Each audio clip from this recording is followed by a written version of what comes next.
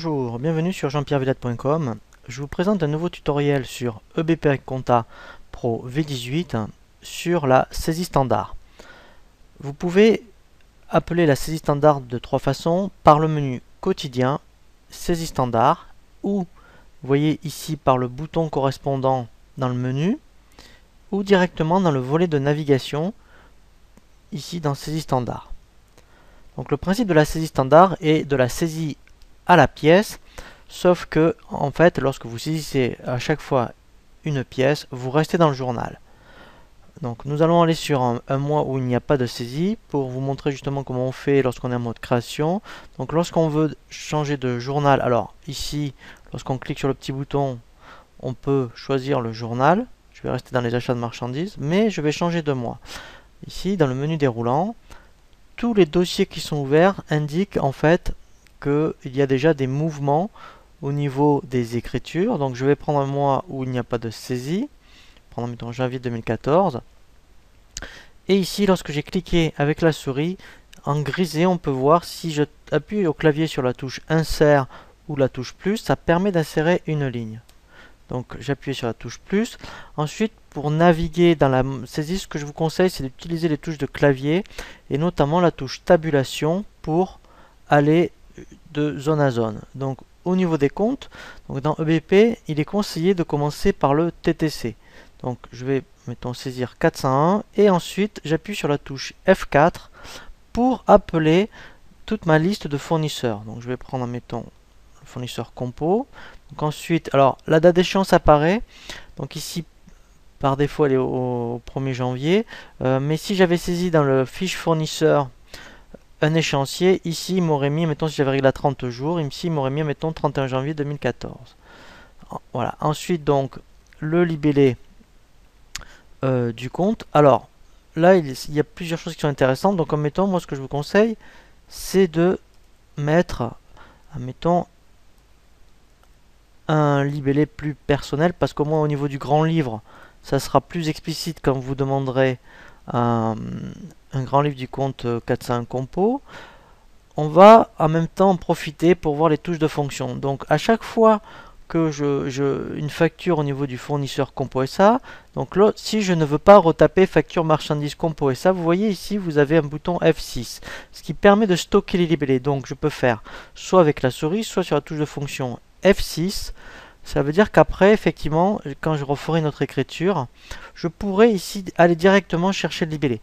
Alors, c'est vraiment très très intéressant pour des factures comme EDF ou le téléphone. Comme ça, vous pouvez mettre, admettons, facture orange due, ça vous évite de taper tout ça, et vous n'avez plus qu'à mettre la date d'abonnement.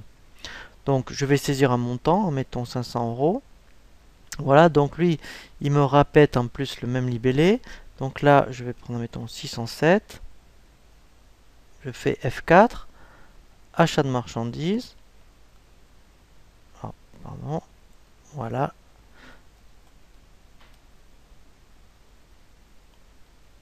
Voilà. Donc là, je vais dire, mettons, pour 468 €.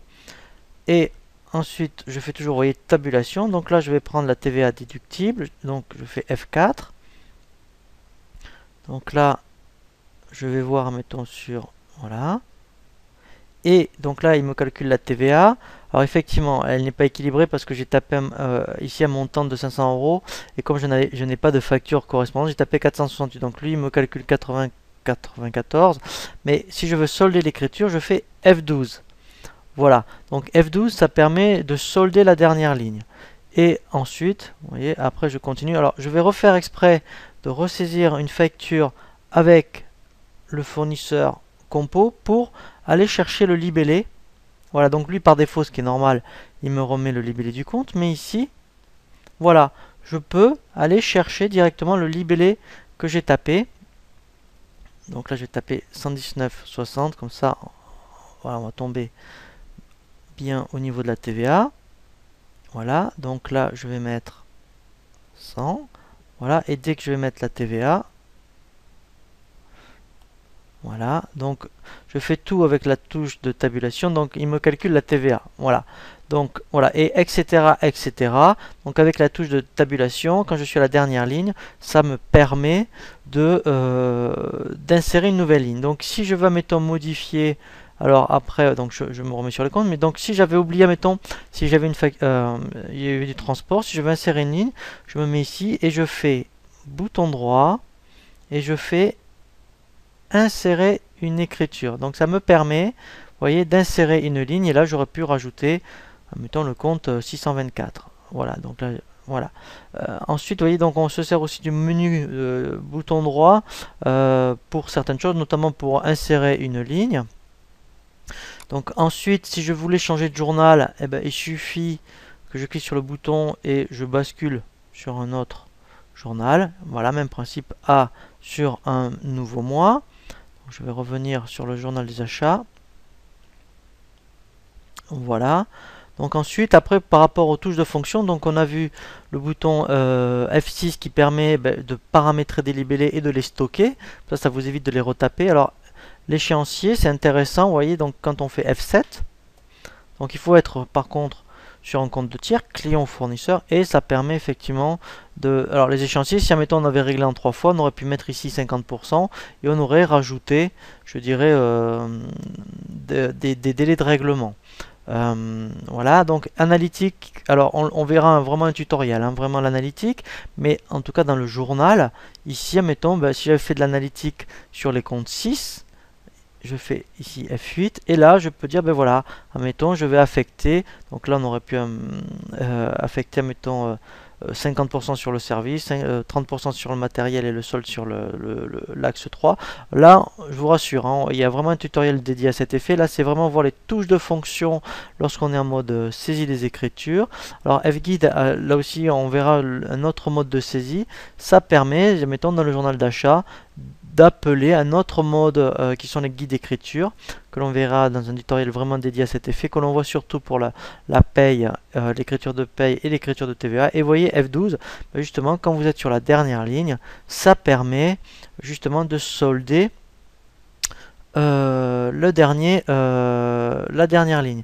Donc là mettons, si là on est en début de semaine et que vous revenez sur le journal d'achat le vendredi, mettons, vous vous mettez ici sur la dernière ligne et sur les touches de curseur vous faites flèche du bas et ça permet ensuite de continuer la saisie.